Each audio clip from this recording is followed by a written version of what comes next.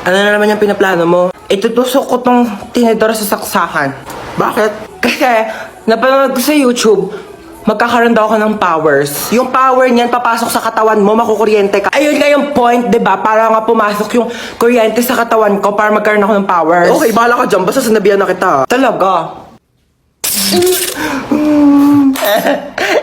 Ano nangyayari dito? Tinusok yung tinidor sa saksakan kasi magkakaroon daw siya ng electric power. At pinabayaan mo lang? Sabi niya sa akin, gawin ko daw.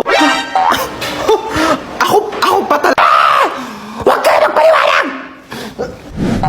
May paparinig po muna ako sa inyo. Itutusok ko tong tinidor sa saksakan. Trinidor mo ako, bunso. Pinagkatiwalaan kita. Thank you, Yaya. I got you. Kailangan kong gawin to para maging patas bilang isang ina. Sorry for the truths only.